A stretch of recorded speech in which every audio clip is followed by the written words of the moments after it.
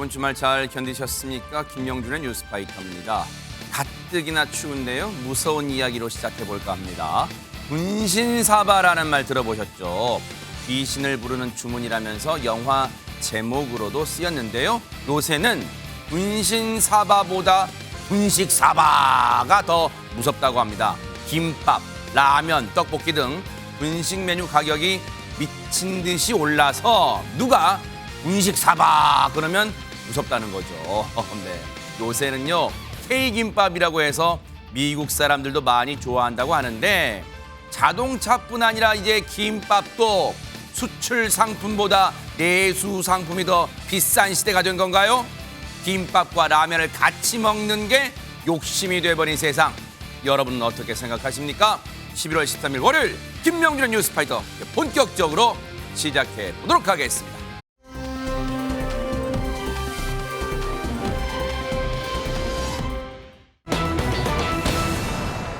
혼자 사는 여성분들이거나 아니면 따님을 혼자 객지에 자취시키시는 부모님들이라면 정말 경악스러워하실 만한 내용들입니다. 허주연 변호사님.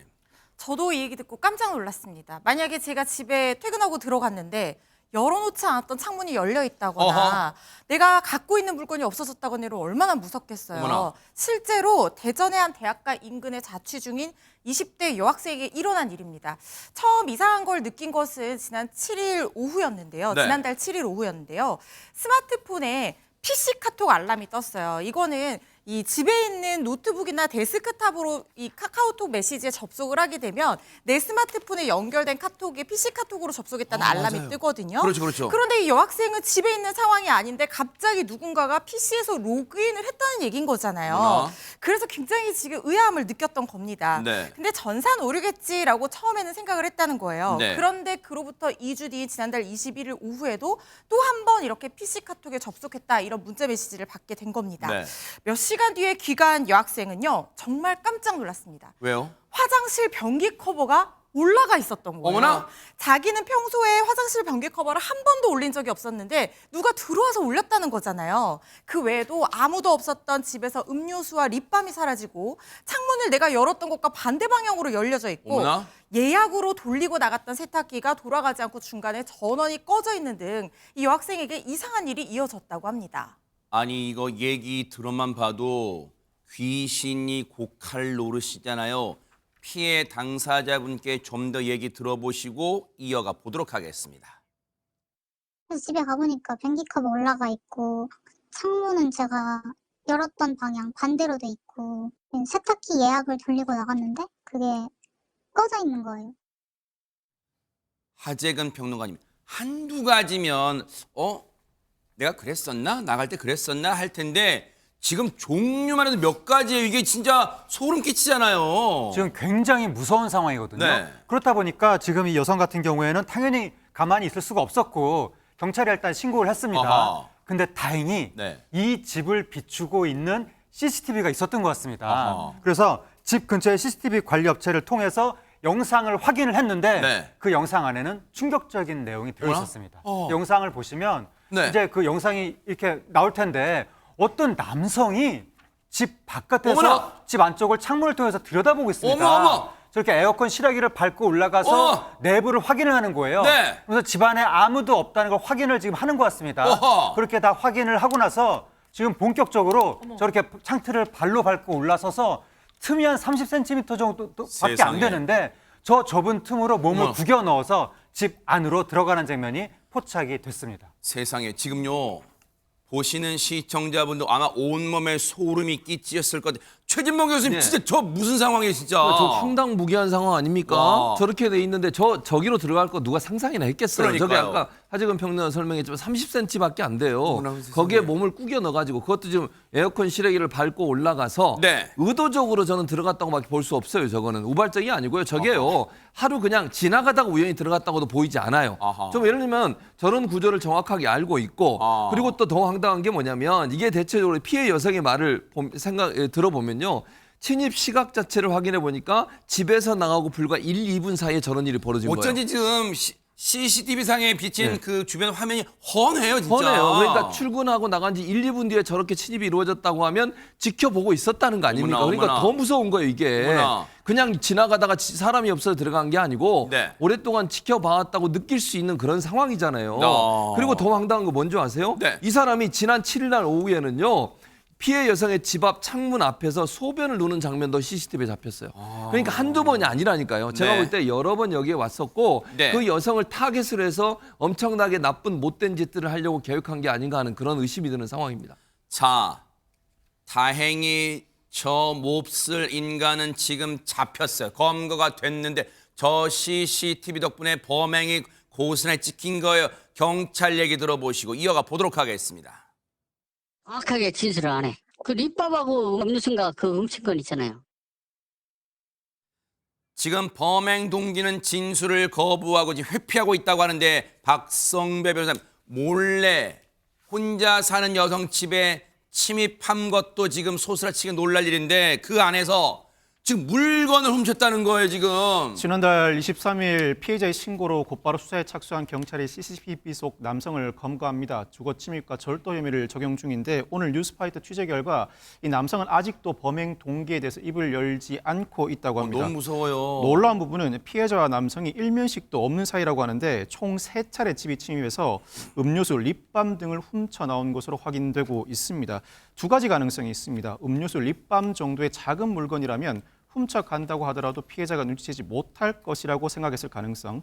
다른 한 가지는 누가 들어왔는지 알 수 없을 것이다. 그 집에 침입해서 누릴 만큼 누린 다음 이 자신만만한 심리 상태에서 뭔가 물건이 사라졌을 때 피해자가 두려움을 가질 만한 상황을 조성한다. 즉 자신만만해하면서도 피해자를 조롱할 의도로 일부 물건을 가져나올 가능성이 있습니다. 아마 이 가해 남성은 우연한 기회에 피해자가 혼자 산다는 사정을 알았을 것입니다.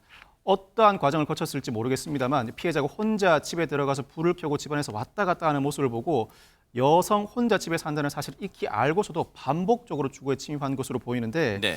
경찰은 구속영장을 신청하고 범행 동기와 여죄 등을 추가로 조사할 방침입니다. 근데 유인경 평론가님 보세요. 물론 아직은 추정이고 더 지금 저 몹쓸 인간이 범행 동기를 밝히지 않고 입을 꾹 다물고 있다 해서 단정할 수는 없지만 보세요. 몰래 들어갔는데 거기서 보세요. 앞서 피해 여성 말 들으셨죠? 세탁기를 예약으로 돌려놨는데 세탁기 꺼져요. 세탁기를 왜 만지며 변기 커버를 올려놓고 소변을 볼 정도면 아까 우리 박성배 변호사님 말씀하셨지만 이건 대담한 거예요. 왜? 자기가 즉 남성이 아니고서 변기 커버를 올릴 리가 없잖아요. 그러면 뭔가 누군가 외부 침입했다는 흔적을 일부러 남긴 걸까요? 저 인간 정신감정도 혹시 받아봐야 되는 거 아니에요 지금? 당연히 정신감정을 좀 의뢰하고 싶습니다. 세탁기를 꺼놨다라는 건 세탁기 소리를 안 듣겠다라는 게 아니고요. 거기서 뭔가 꺼냈을 수도 있지 않습니까? 혹시 세탁물? 그렇죠. 혼자 사는 여성의 세탁물을 꺼낼 수 있고 그다음에 흔적을 남겼다라는 것에서 뭐 저는 이게 앞으로도 계속 올 것 같은 짐작, 공포심을 오히려 주려고 한 것이 아닌가라는 합리적 추측을 해볼 수 있고요. 네. 혼자 사는 여성이 범죄 피해자가 되는 사례가 너무 많은데 정말 이렇게 간단한 일이지만 문을 닫는다라든가 이런 거 공포심만 떨지 말고 좀 자기 안전장치 좀 해야 될 것 같고요. 저런 분들에 대해서 너무 쉽게 뭐 초범이다, 단수범이다라고 하지 말고 좀 중벌에 처했으면 하는 바람입니다. 지금 보세요. 피해 여성은 현재는 저곳에서 지금 이사를 갔어요. 다행히 지금 이사를 솔직히 못 살죠. 당연하죠. 근데 지금 정신적 불안감과 고통을 호소하고 있대요. 반드시 이 인간으로부터 범죄 동기 밝혀내고 저곳을요. 차제에 이 경찰분들이 방범 활동을 좀 치안 활동을 조금은 더 강화해 주시기를 기대를 해보도록 하겠습니다.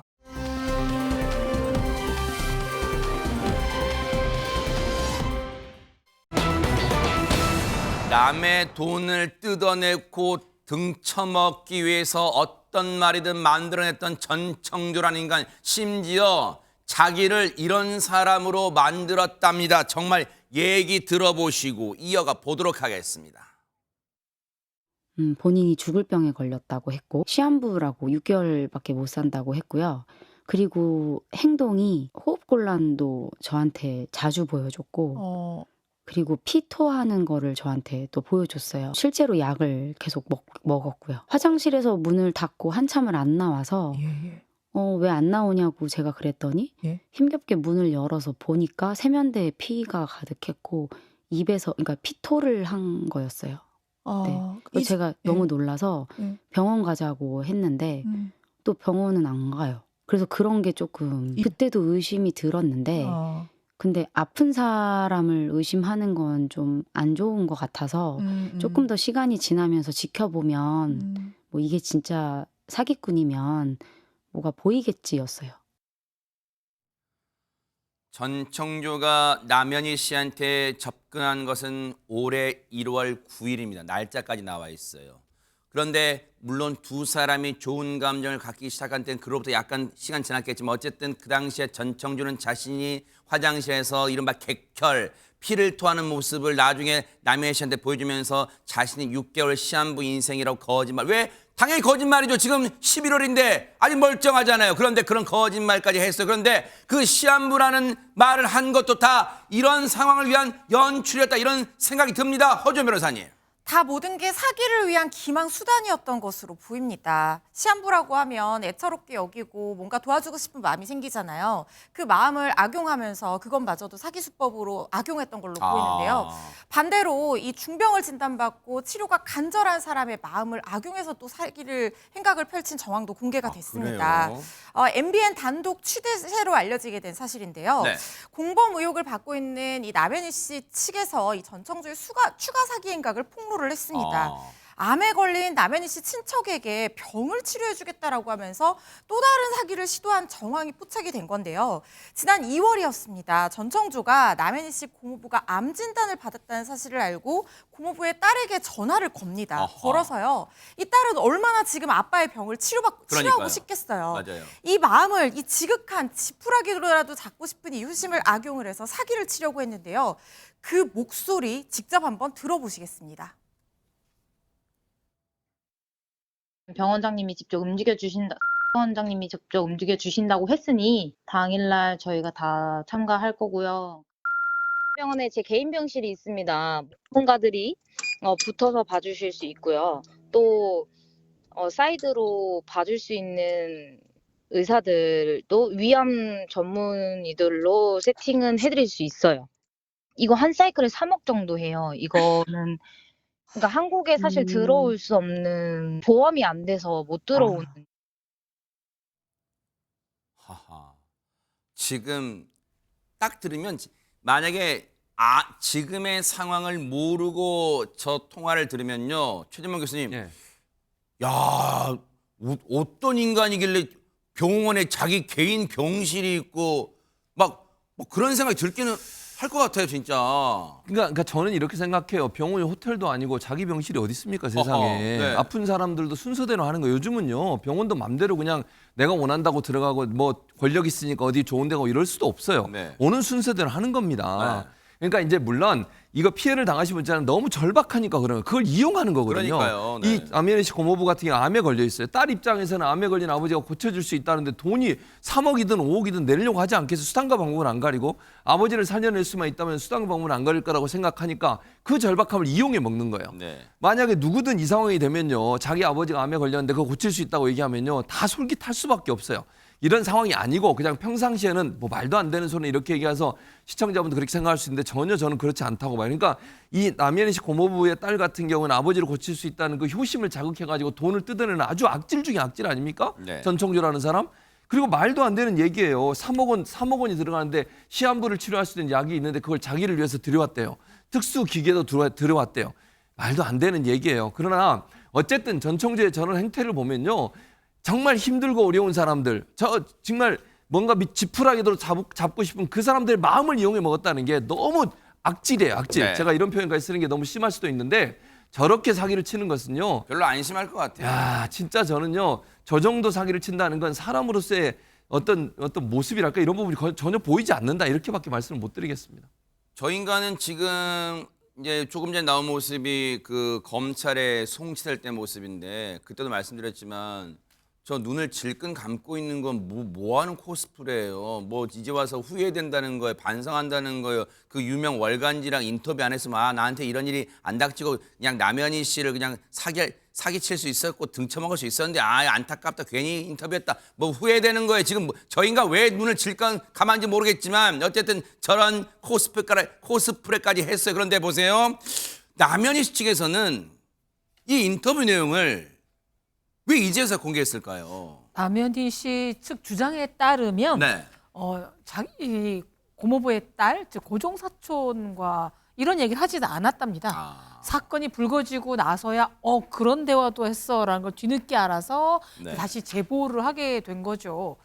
그런데 물론 아까 교수님이 말씀하셨듯이 지푸라기라도 짚고 싶은 심정의 사람들에게는 합리적인 비판이 잘 통하지 않는다 하더라도 남현희 씨 때문에 알게 된 사이 아닙니까?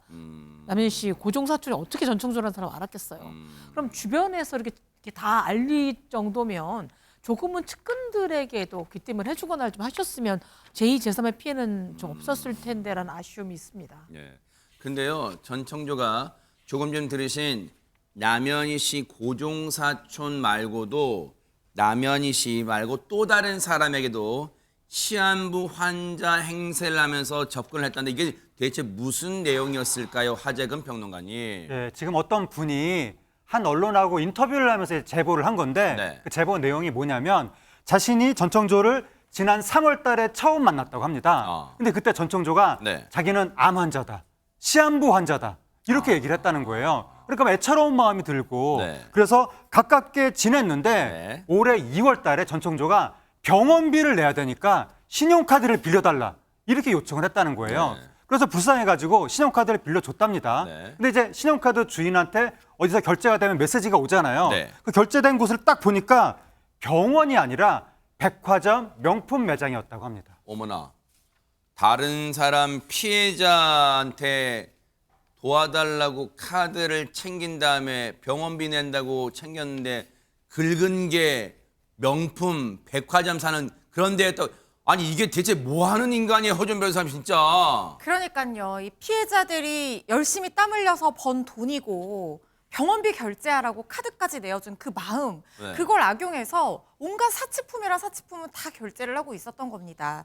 피해자가 카드사에 요청해서 받은 영수증 내역을 보면요. 네. 2월 23일 피해자의 카드로 뭘 샀냐면요.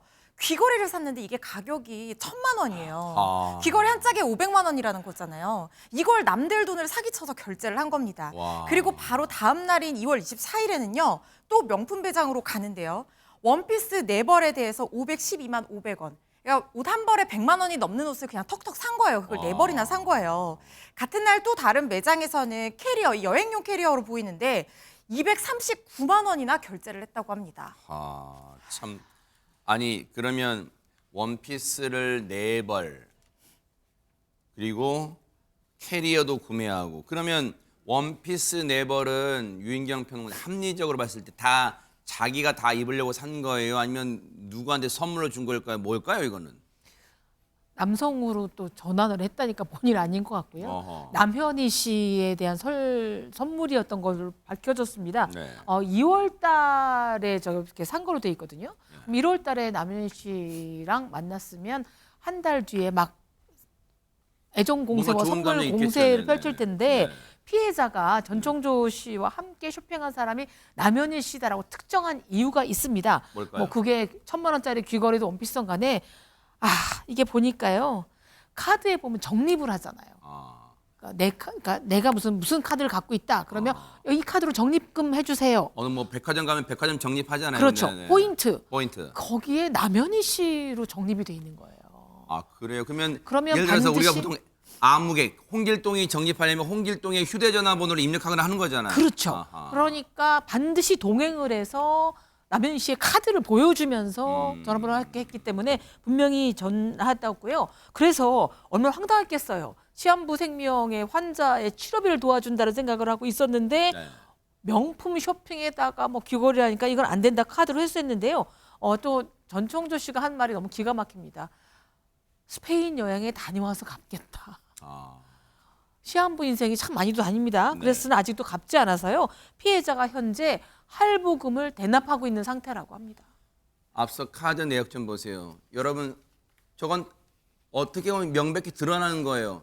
피해자한테 전청조가 카드를 자기가 병원비 한다고 전청조 본인 병원비 한다고 동정심 유발해서 빌려갔잖아요. 근데 여러분 생각해보세요. 카드 내역이 어떻게 공개됐지? 당연하죠, 여러분. 그죠? 피해자의 카드니까 피해자한테 영수증이 뽑아보면 영수증 내용이 다 나오는 거예요, 지금 저게. 그랬더니 원피스 4벌 512만 원, 캐리어 어디 여행 가려고 산지 몰라도 239만 원. 대박 사건입니다. 진짜 저런 인간이에요. 남의 돈으로 속된 말로 다 등쳐먹고 다니면서 떵떵거리고 살았던 거예요. 그냥 전청조가. 그런데 이뿐만 아니라 남현희 씨 통장에 박성배 변호사님 뭔가 석연치 않은 돈이 입금된 정황이 포착됐다는데 이게 무슨 말인가요? 이 전청조와 남현희 씨를 공범으로 고소한 부부에 따르면 지난 6월에 전청조 측근에게 5억 원을 보냈답니다. 그런데 그중에 남현희 명의의 벤틀리 거래 대금으로 3억 3천만 원이 사용됐고 1억 4천만 원은 남현희 계좌에 직접 입금됐다고 합니다. 실제로 MBN이 확보한 남현희 입금 내역서에 따르면 1억 4천만 원이 남 씨 계좌에 입금된 것은 사실입니다. 이에 대해서 남 씨 측 대출금을 갚으라는 전 씨의 선물이었다면서 이 사정이 공범 성립 여부를 따지는 데는 영향을 주지 않는다는 입장입니다. 글쎄요. 남현희 씨 측 이 그래픽 여러분 같이 잘 읽어보세요. 입금된 1억 4천만 원이 남현희 씨 계좌에 입금된 건 인정하는 부분이에요. 저 자체를 인정하지 않는 건 아니에요. 자, 입금된 1억 4천만 원 중에 2천만 원은 남현희 씨의 근로소득이래요. 일단 그것도 따져볼게요. 무슨 근로소득인지. 그리고 결과적으로 그 남현희 씨의 근로소득이냐 2천만 원 정당한 돈이냐 이거죠. 1억 2천만 원을 결과적으로 전청조에게 받은 것은 사실이지만 대출금을 갚으라는 전청조의 선물이다. 허지원 변호사님, 그럼 이거는 이때 당시의 상황, 저 논리로, 남해희 씨의 논리로 보면 나는 그때까지 전청조가 재벌 3세인 줄 알았으니까 이 정도 돈은 줄 수 있다고 생각했다는 거. 저렇게 일반 서민이 아무리 선물이지만 대출금 갚으라고 천 몇백만 원을 줘도 큰 선물일 텐데 1억 2천만 원을 선물로 받았는데 그러면 재벌 3세니까 나한테 나를 사랑한다면 이 정도 해줄 수 있겠구나 생각할까요? 나 진짜 어떻게 봐야 되는 거예요? 남현희 씨 주장은 이걸 받을 당시에는 몰랐다는 거예요. 그러니까 수입차를 받은 것과 동일하게 1억 2천만 원 현금을 받은 것도 사기쳐서 얻은 수익인지 전혀 몰랐고 그냥 대출금 갚으라고 주는 일종의 선물로 생각했다는 거예요. 그렇기 때문에 나는 모르고 받은 것이기 때문에 이거에 대해서 책임이 없다라고 주장을 하고 있는 상황인 거고요.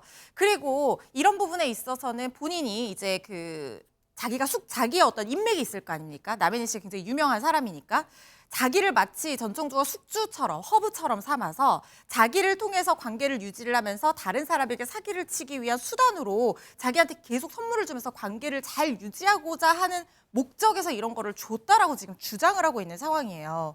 그러니까 피해자를 속여서 거액을 투자받은 뒤에 뭐 담보대출도 갚으라고 돈 주고 수입차도 주고 명품도 주고 하는데 그때 당시에는 돈의 출처가 피해자라는 사실을 전혀 알 수 없었다는 거거든요. 바로 이 부분이 수사기관이 남현희 씨를 공범 의혹에 지금 수사하고 있는 입장에서는 남현희 씨가 정말 미필적으로라도 이 돈이 사기를 친 피해자들의 돈인지 인식하지 못했다는 부분에 대한 입증이 결국에는 있어야 되는 부분이거든요. 그래서 바로 그 부분을 가지고 우리는 끝까지 몰랐다라고 지금 주장하고 있는 상황으로 보여요. 그래서 그리고 또 한 가지 이제 믿은 사실이 전청조가 자기한테 투자한 사람들이 남 감독에게 투자 사실을 절대로 얘기를 하지 못하게 했다라고 주장을 하고 있거든요. 그런데 이 부분은 투자한 사람들의 얘기를 들어보면 진술로서 확인을 할 수가 있을 것 같아요. 정말 남현희 씨에게 전청조가 무조건 함구하도록 투자하는 사람들한테 그렇게 얘기를 한 사실이 있는지 그리고 남 감독의 일거수일투족을 경호원들이 감시하도록 해서 완전히 통제하는 생활을 했다 이렇게 주장을 하고 있는데 이 부분도 경호원들이 있기 때문에 정말 그런 통제가 있었는지 확인이 돼야 되는 부분이라는 생각이 듭니다. 혹시 그런 게 우리가 정리가 돼요? 이게 남현희 씨를 전청조 씨의 공범으로 고소한 부부께서 주장하신 거잖아요. 지난 6월에 전청조 측근에게 5억을 보냈는데 그 5억 중에 남현희 씨 명의의 벤틀리 거래 대금으로 3억 3천만 원이 사용됐고 어쨌든 이것도 남해희 씨를 위해 사용된 거잖아요. 그리고 앞서 말씀드린 것처럼 1억 4천은 남해희 씨 계좌에 직접 현금으로 입금된 거잖아요. 피해자가 송금한 돈 5억이 그럼 보세요. 박성배 변호사님. 이 6월이 그동안의 인터뷰를 다 종합해보면 6월이라는 시점은 남해희 씨가 정청조가 재벌 3세인 걸 여전히 모르는 시점이에요? 아니면 재벌 3세가 아니라는 걸 아는 시점인가요? 그게 일단 제일 중요할 것 같아요. 왜냐하면 제가 말씀드렸잖아요. 지금 남해희 씨는 억울하다고 하니까 제가 그냥 차분하게 말씀드려볼게요. 자, 어느 누가 이 세상에 3억 넘는 외제차를 선물로 받고 그리고 현금으로 물론 2천만 원 자기 근로소득이라 치죠. 그럼 1억 2천만 원 그냥 공짜로 받은 거잖아요. 대출금 갚으라고. 어느 누가 1억 2천만 원을 대출금 갚으라고 선뜻 현금으로 주는데 그럼 거기에 대해서 아무 의구심도 제기 안 하고 그래서 제가 말씀드린 게 재벌 3세니까 아니 재벌 3세라 해도 그렇죠. 그걸 아무 거리낌 없이 그냥 받았다는 거예요. 이 부분에 그럼 시청자분들과 많은 분들이 그럴 수 있겠구나. 재벌 3세한테는 사랑하는 사이니까 받을 수 있겠구나. 이제 이 부분에 피해자분들은 이제 화딱지가 나고 지금 피해자분들이 화가 나는 부분 아니에요, 지금? 일단 지난 6월경 남해희 씨의 인식 상태는 남해희 씨의 주장에 따르면 아직까지는 전 총조가 재벌 3세가 아니라는 사실을 몰랐던 시기이긴 합니다. 그렇다고 하더라도 당연히 의심해볼 만한 대목이 보일 수 있는데 만연히 믿고 돈을 받았다는 점에서 많은 사람들이 쉽사리 납득을 하지 못하는 건 당연하고 이와 같은 기조는 수사기관도 마찬가지일 것으로 보입니다. 수익금을 상당액 취득하는 과정에서 의심해볼 만한 흔적이 있음에도 불구하고 애써 무시한 것은 아닌지를 반문할 가능성이 상당히 높습니다. 이 사건 아직까지 드러난 정황에 비춰보면 남해희 씨가 전 총재의 공범이라고 단정은 하지 못합니다. 경력을 몰랐을 수도 있습니다. 그렇지만 남해희 씨가 전 총재의 경력을 몰랐다고 해서 무조건 공범 혐의에서 벗어나느냐 또 그렇지도 않습니다. 여기에만 남해희 씨 측이 집중을 하고 있는 것으로 보이는데 만약 사기 현장, 즉 투자를 논의하는 과정에 남해희 씨는 참석하지 않았다거나 들은 바가 없다고 주장하지만 피해자 측은 남해희 씨도 참석했고 들었다고 주장하는 상황, 양측의 진술이 엇갈리는 상황에서 정황상 남해희 씨가 그 자리에 동석했다는 정황이라도 밝혀지게 되면 이때는 경력을 몰랐다고 하더라도 기망행위에 가담했다고 평가할 여지가 충분히 있습니다. 뿐만 아니라 남해희 씨가 전 총재의 경력을 몰랐다고선 치더라도 사업을 설명하는 과정에서 남해희 씨가 적극적으로 나서서 이 사업이 어느 수준까지 왔다고 고지하거나 건물이 어느 정도 지었다고 고지하는 등 자신의 독자적인 판단에 따른 설명이 사실이 아니라면 이때는 사기죄의 공범으로서 기망행위에 가담했다고 볼 여지가 상당히 높습니다. 단순히 경력을 몰랐다는 부분에만 집중할 상황은 아닌 것으로 보입니다. 어쨌든 지금까지 흘러가는 모양새와 분위기는 남해희 측에서는 정말 몰랐어요. 난 진짜 내가 알았으면 그걸 받았겠어요. 이제 그런 하소연과 주장과 그리고 앞서 그 고종사촌 통화 내역도 뒤늦게 공개한 거 이제 알았다면서. 자, 그런데 보세요. 그러면서 남해희 씨는 자신은 전청조와 공범은 아닌데 전청조한테 공범이 있는 것은 맞다면서 한 인물을 지목하기도 했다면서요, 최진봉 교수님. 네, 그렇습니다. 바로 전청조의 어머니를 지목했습니다. 어머. 이건 물론 그 남현희 씨 측의 주장이에요. 주장이에요. 네, 주장이라는 네. 거 먼저 전제로 말씀을 드리고. 근거는 뭘까요, 그러면? 근거는 뭐냐면 이런 거예요. 그 예전에 기억나시죠? 전청조 씨가 미국에 살다 왔다. 미국에서 태어났다. 네. 그럼 전화를 했다잖아요. 맞아요. 네네네. 엄마한테 전화해서 바꿔줬는데 그 어머니가 뉴욕에서 태어난 거 맞다라고 확인해 줬잖아요. 그러면 그때 여기서 궁금한 게 네. 최진봉 교수님. 예. 그때 우리 이제 막 상상력 동원했잖아요. 혹시 아까 그 검은 옷 입은 경호원들 다 돈 줘가면서 고용한 이른바 알바격이잖아요. 그렇죠. 아르바이트 된 대행격. 네. 그러면 보세요. 당시에 엄마 나 미국에서 태어난 거 맞아 할 때 뉴욕이라고 답했을 때 그 전화 받았던 인물은 예. 대역이 아니라 진짜 엄마였던 거예요. 그 그러면? 남현희 측의 주장은 그래요. 근데 그것도 저는 확인해 봐야 된다고 확인해 생각하거든요. 보죠. 예, 저는 필요하다고 왜냐하면 생각해요. 계획을 써서 예. 내가 비상 상황 때 전화를 하면 그럼 내가 이런 질문하면 이렇게 답을 해라고 미리 말만 그럴 주실 수도 있죠. 있잖아요. 네. 충분히 가능성이 있는 네네. 얘기예요. 그래서 저는 이건 아까도 말씀드린 남현희 측의 주장이라는 거 먼저 말씀을 드리고요. 네네. 전 총재 입장에서 당연히 그럴 수 있다고 저는 봐요. 충분히 그러고도 남을 사람이고요. 네. 그리고 정말 자기 엄마가 뭐 그렇게 거짓말을 안 했다고 하면 그거는 사실은 엄마한테 그렇게 물어볼 수 없는 거잖아요. 진실을 얘기할 거니까요. 네. 그래서 그런 점에서 본다면 이 부분은 확인이 필요한데 어쨌든 남현희 씨 주장은 전청조가 자기 어머니 계좌를 통해서 피해자들로부터 억대 투자금을 받은 적도 있다고 주장을 해요, 지금.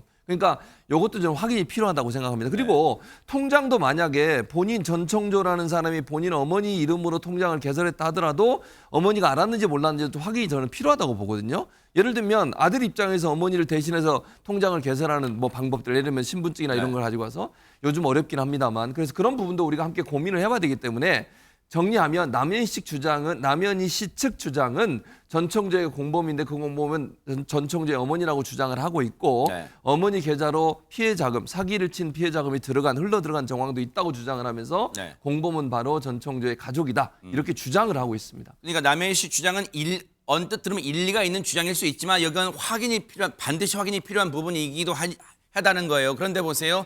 앞서 우리가 그런 얘기 짚어봤잖아요. 왜 중요하냐면 그 6월이라는 시점이 5억, 피해자가 5억을 송금한 시점이 이 남현희 씨가 전청조가 재벌 3세가 아니라는 점을 알았냐 몰랐냐가 굉장히 중요한 시점이라 했는데, 그러면 보세요. 하재근 평론가님, 전청조가 재벌 3세임을 믿었다는 건데 보세요. 전청조가 지난 7월에도 자신의 신분을 속였다는 그런 어떤 카톡 내용이 뭐 있다면서요. 뭡니까 이게? 네, 남현희 씨 측에서 자신이 전청조에게 받은 그 메시지 내용을 공개를 했는데요. 그 메시지가 7월 23일에 받은 겁니다. 그 내용을 보시면 거기에 가족력 이렇게 써 있거든요. 그러면서 전 뭐뭐뭐 이러면서 쭉 있고 가운데 전청조 이렇게 써 있습니다. 옆에 써 있는 건 이제 이 나이인 것으로 보이고 그래서 저 전청조 위아래로 있는 이름들이 실제 어떤 그룹의 그 오너 일가 이름이라고 합니다. 그러니까 저 오너 일가의 일원이다. 위에 가족력이라고 되어 있으니까 아마 뭐 나한테 어떤 증상이 있는데 우리 가족한테 뭐 유전 같은 거다. 아마 이런 식으로 속인 거 같다는 것이고 저게 지금 7월 23일이잖아요.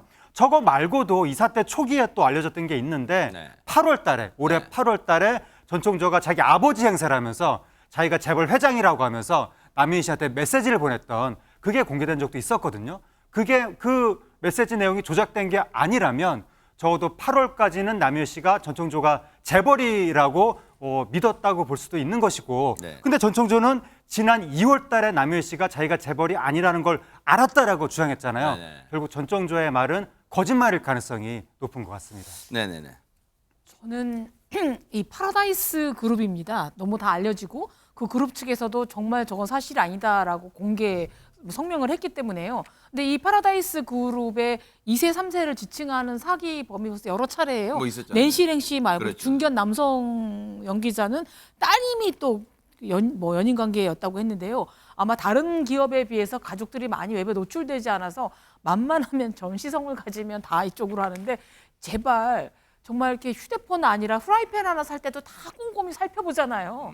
제발 어딘가라면은 어떤 분이 좀 알아보시고요. 본인이 또 재벌 3세에 맞는 배우자인지 좀 알아보셨으면 하는 바람이 있어요. 왜냐하면 남현희 씨 같은 분만이 아니라 민간인들도 다 그렇게 사기에 당할 우려가 있기 때문에 그렇습니다.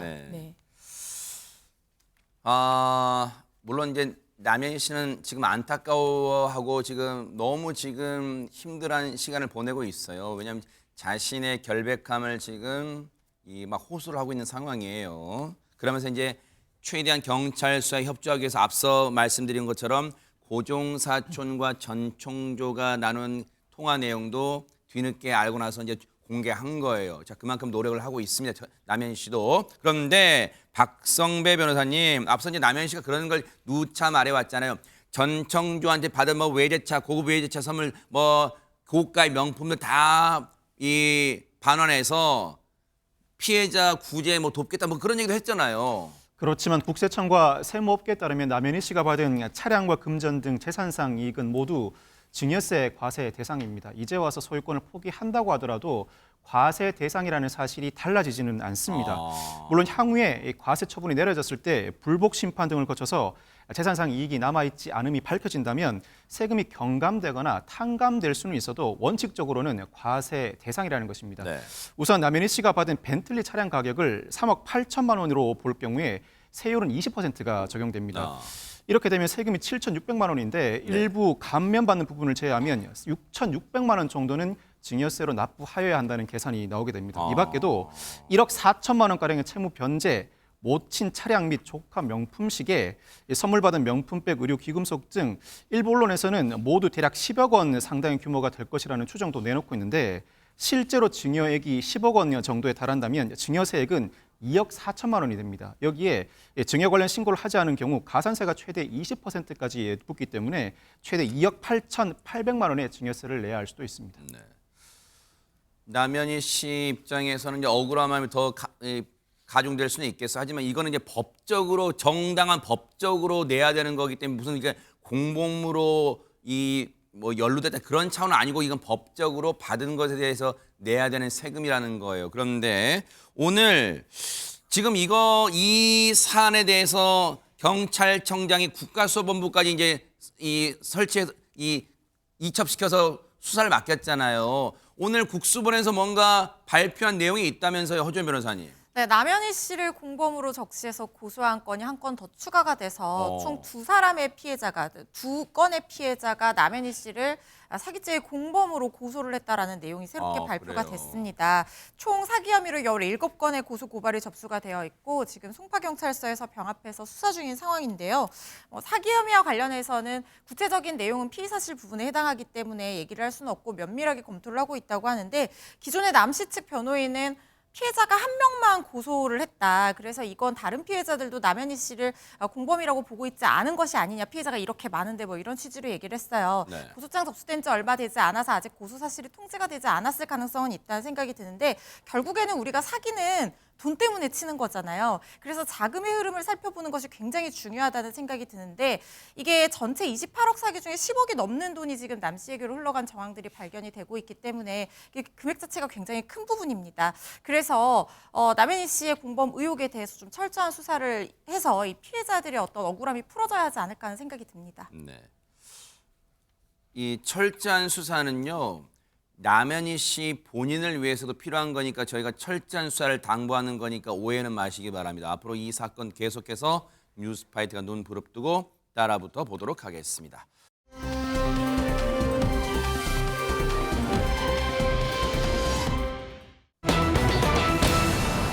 요즘 혹시 오유진이라는 이런 혹시 기사로 많이 접하신 분이 있으실까요?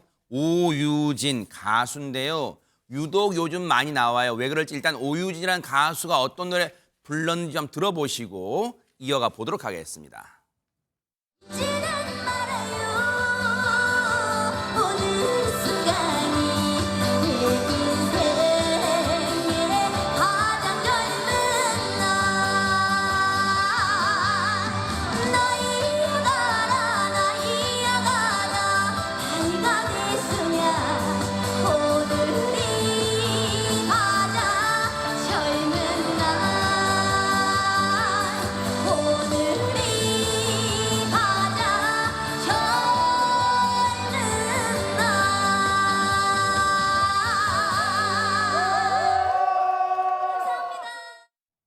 오유진 양 하면 들으신 것처럼 노래 잘 하기로 소문난 그런 가수잖아요. 그런데 보세요.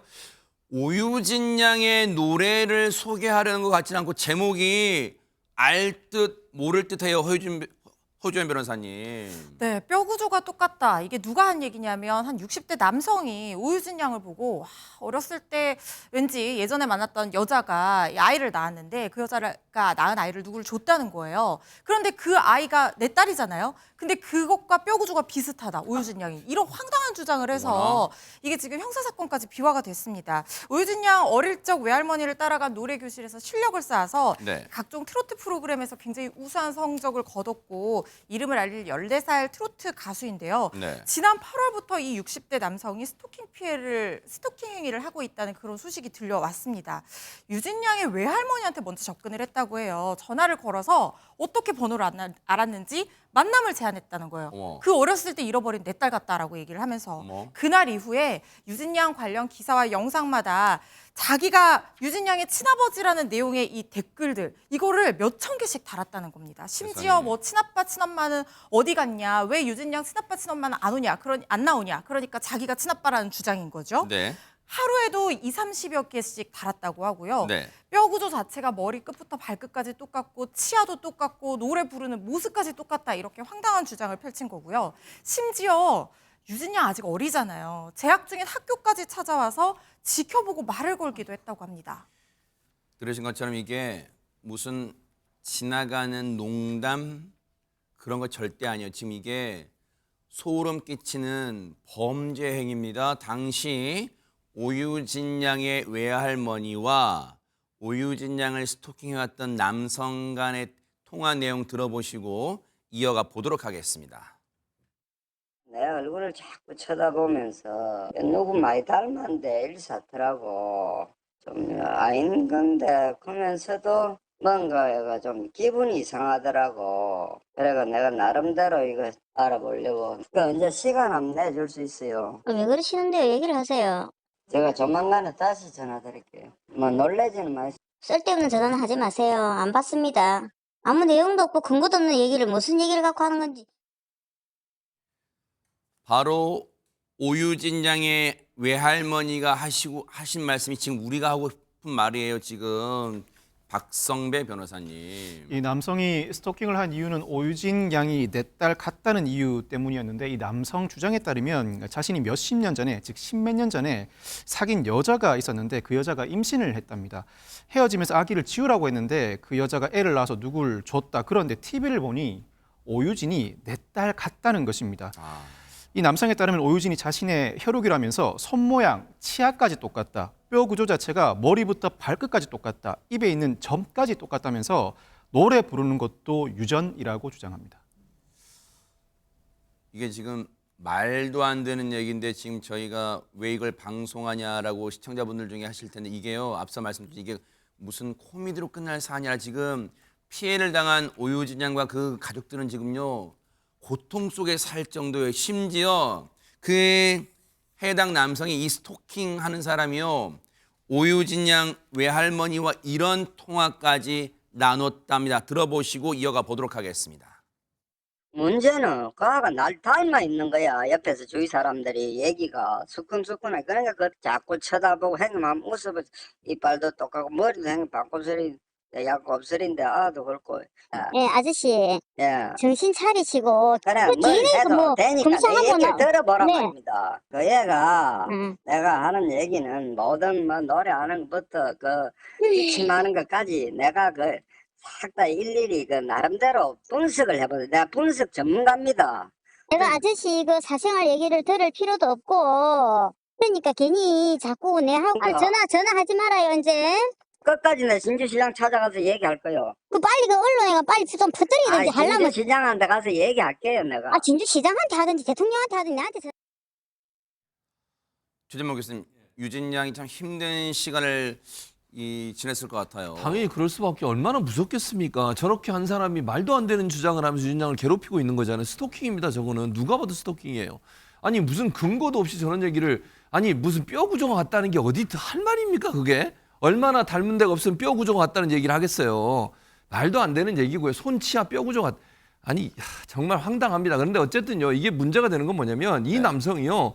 오유진 양 집에서 10분 거리에 살고 있어요. 어머나? 언제 찾아올지도 모르잖아요. 이걸 얼마나 세상에. 두렵겠어요. 아니 어떻게 전화번호를 알았는지 전화까지 해대고 10분 거리에 살고 있고 오유진 양이나 가족 입장에서 얼마나 무섭겠습니까? 혹시나 이 사람이 밤에 기다리고 있다가 오유진 양 뭐 집에 오고 이럴 때 또 따라오면 어떡할 거예요 그러면. 그러니까 불안감에 떨 수밖에 없어요. 그래서 이 외할머니 같은 경우는요. 정신과 약까지 지금 처방받아서 먹고 있어요. 스트레스 때문에. 그리고 이게 그러니까 오유진 양 같은 경우도 이 얘기 듣고 나니까 본인도 막 두렵잖아요. 그러니까 성인 남성들이 오면 워낙 이제 유명하니까 오유진 양 아니냐고 이렇게 얘기하면 반갑게 얘기해도 저 아닌데요라고 도망가고 싶대요. 어머나 세상에. 왜냐면 또 이 사람이 그 사람이 아닐까 하는 생각이 드는 거잖아요. 이렇게 두려움을 만들어서 한 어린 학생 또 가수를 저렇게까지 힘들게 하는 이 행동 정말 처벌 좀 강하게 해야 돼요. 이런 행동을 하는 사람에 대해서는. 박성배 변호사님 이거 결코 가볍게 넘길 사안이 아닌데 어떻게 해야 됩니까? 이 남성에 대해서. 오유진 양 소속사에 따르면 지난 8월 이 남성을 경찰에 스토킹 범죄 처벌법 위반, 정보통신망법 위반 명예훼손 혐의로 고소를 했는데 최근 경찰이 조사한 결과 혐의가 인정돼 검찰의 기소 의견으로 송치된 상황이라고 합니다. 혐의가 인정될 경우 그 죄질이 상당히 불량해서 중형 선고는 불가피해 보이는데 오유진 측에 따르면 이 사건과 별도로 민사상 법적 대응도 검토하고 있고 오유진 할머니 명의 고소장 제출 역시 검토 중이라고 합니다. 이런 피해가 다시는 발생하지 않도록 일체의 합의나 선처 없이 강경하게 법적 대응을 이어나갈 방침이라고 설명했습니다. 오유진 양과 그 가족분들이 불안감을 떨쳐내게 해드리기 위해서라도 반드시 경찰분들이 그리고 이 주변 경계 강화도 조금 더 신경 써 주시기를 바랍니다. 정말 진짜 황당한 사건이었습니다.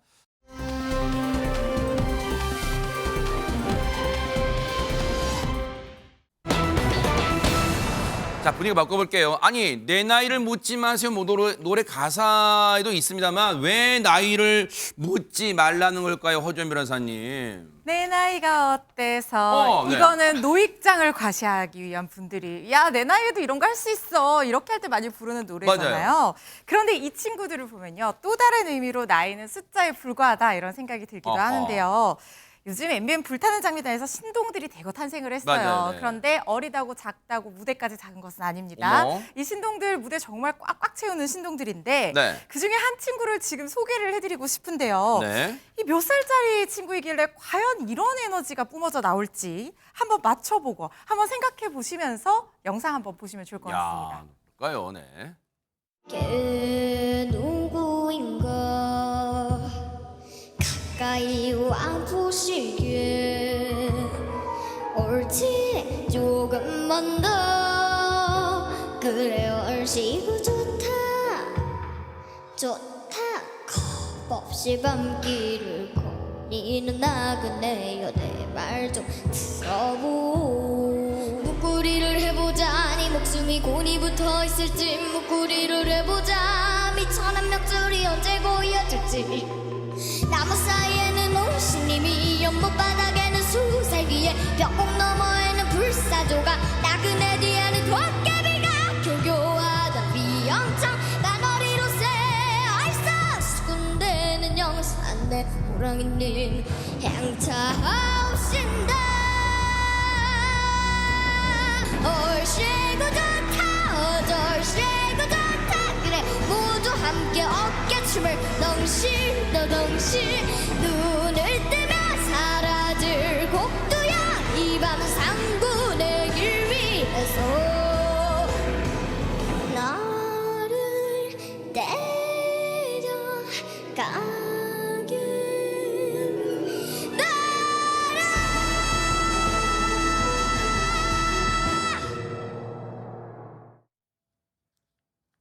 아니, 하재근 평론가님.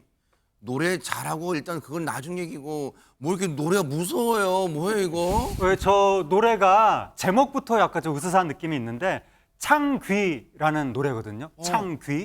저 무슨 뜻이냐면 호랑이에게 물려 죽은 사람의 혼이라는 뜻이라고 합니다. 그래요? 약간 공포 분위기가 있는 노래인데 저게 상사화라는 노래로 유명한 안예은 씨가 안예은 형, 예, 예. 만든 노래거든요.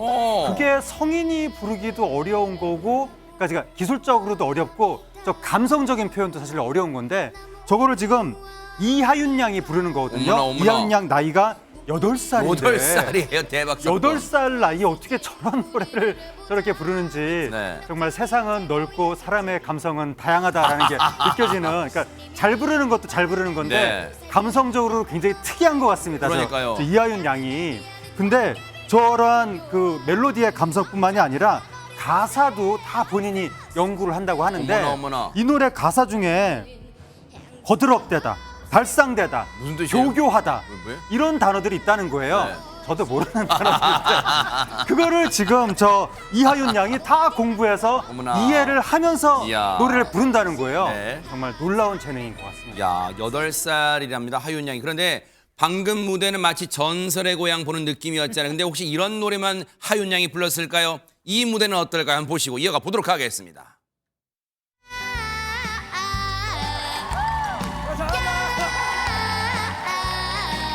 그래서 나는 매일 꿈을 꿔 이곳이 참 행복해 뚫고 칙칙칙칙 기차는 달려가네 키가 어떻게 돼? 뚫고 칙칙칙칙 하나없이 달려가네 삑삑삑 빅마리를 남기고 이제 정말 나는 갑니다 이제 정말 나는 갑니다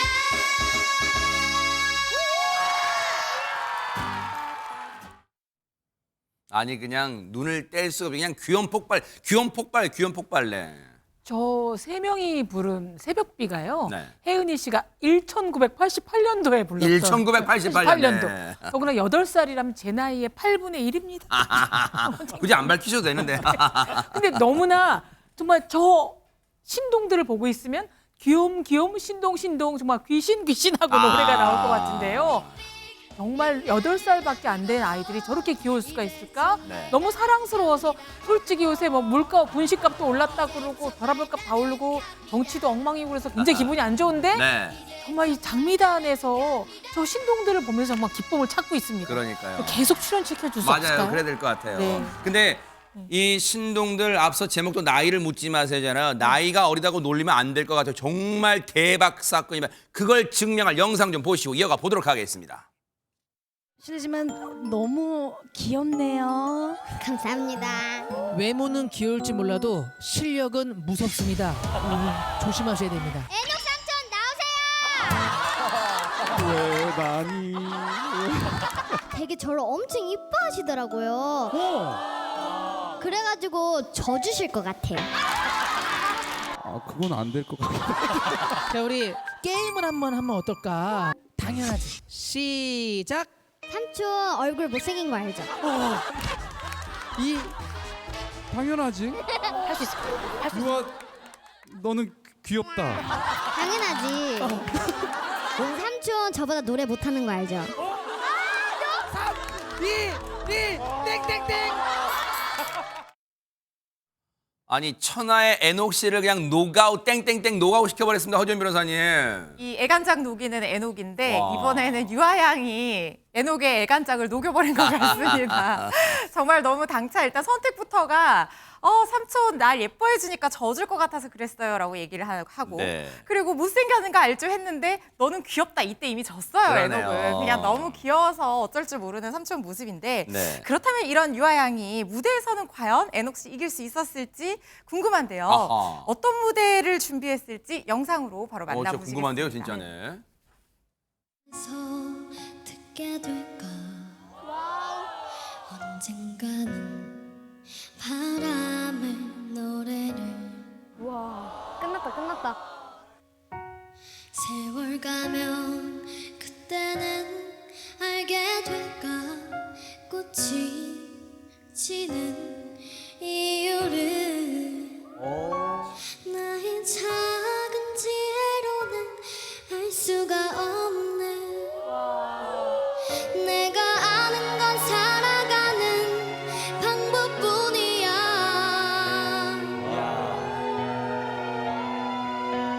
네가 많은 실패와 고뇌의 시간이 비켜갈 수 없다는 걸 우리 깨달았네 이제 그 해답이 사랑이라면 나는 이 세상 모든 것들을 사랑하겠네 나는 이 세상 모든 것들을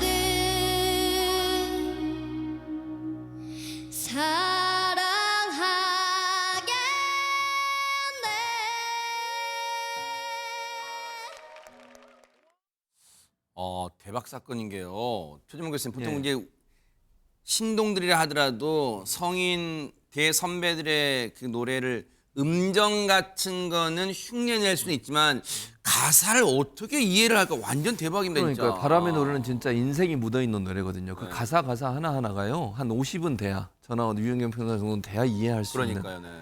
그런 노래인데 저렇게 감정을 실어서 노래할 수 있다는 건 정말 놀랍습니다. 대단하다는 생각이 들고요. 뿐만 아니라 노영심 씨의 그리움만 쌓인에도 열창을 했는데 그래요? 그 내로도 사실은 그 사랑의 감정이 묻어나는 노래거든요. 근데 그런 부분도 잘 소화했다고 하면 네. 그냥 단순히 노래 가사만 외워서 부르는 게 아니라 네. 감정을 실어서 부른 분이 대단하다는 생각이 드는데 네. 유아양 같은 경우는 2015년도에요. 과거에 처음 오디오션 프로그램에 나왔어요. 자기소개 그때 어떻게 한 줄 아세요? 뭐라는데요? 안녕하세요. 저는요 유치원 사랑반 유아예요 이랬어요. 당시 성대모사 하신 거예요 지금? 네, 잠깐 했습니다만. 네.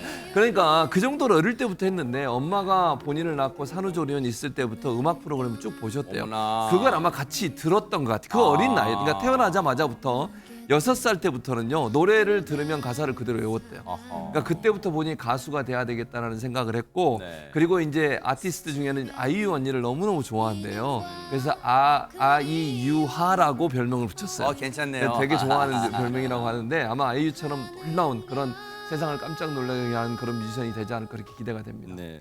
아니 근데 하재근 평론가님 이런 꼭 신동을 해서 지금 이 무대가 빛나는 게 아니라 이 아이들이 있기 때문에 선배 가수분들이 이 신동들을 볼 때 흐뭇할 것 같기도 합니다, 진짜. 네, 흐뭇하기도 하고 그러니까 제3자가 보기에는 흐뭇하기만 할 텐데 선배 가수들 입장에서 경쟁자이기도 한데 그러네요. 약간 무서울 것 같기도 하고 지금 유아양이 노래를 너무 무섭게 부르는 거예요. 그러니까요. 네. 그러니까 이게 뭐 음정이 잘 맞고 뭐 그런 차원은 이미 넘어섰고 파워가 뭐 성인의 파워가 나오거든요.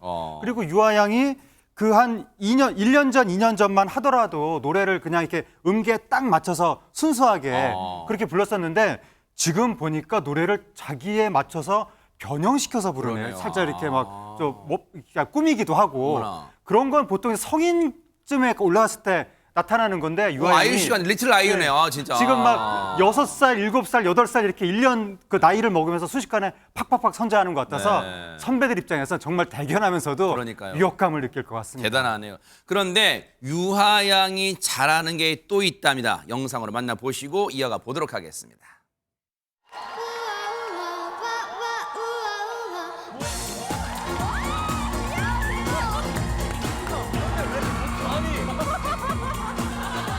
오해는 하지마 내게 왜 말해? 술이 아냐 그렇다면 사실을 내게 말해봐. 장미는 사랑해 차라리 떠난다고 내게 말해줘. 우와 너는 왜 아직도 모르는 거야 남은 건 널 위한 사랑뿐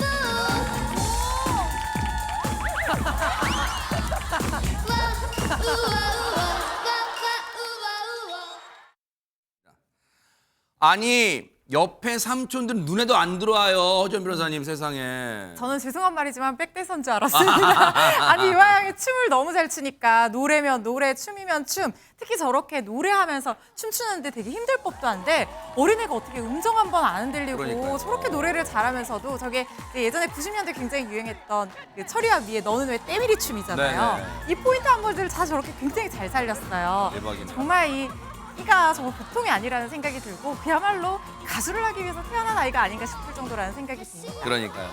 이렇게 6살, 8살 이 신동들이 무대를 장악하다 보니까 여러분 이제는 기현상이에요. 15살은 신동 축에도 못 들어요. 그러다 보니까 이제는 원조 신동이란 말을 듣는 그런 가수가 있습니다. 무대 보시고 이어가 보도록 하겠습니다.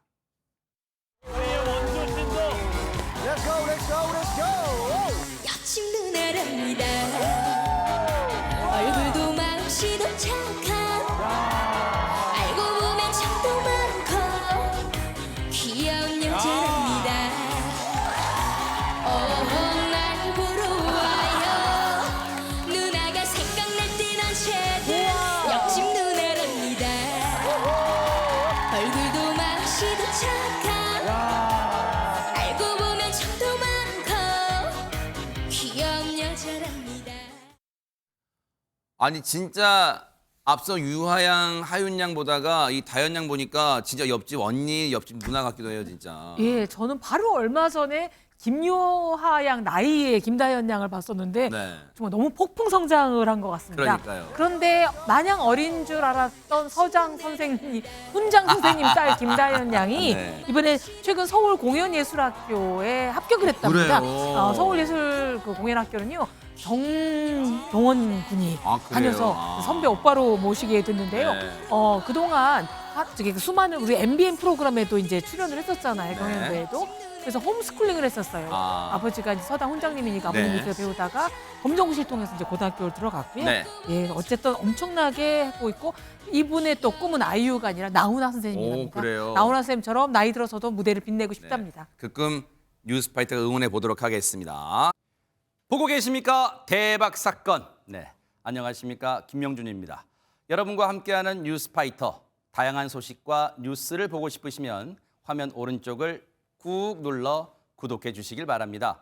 TV로도 유튜브로도 여러분께 한 발 더 다가가겠습니다. MBN 뉴스와 뉴스파이터를 사랑해 주셔서 고맙습니다.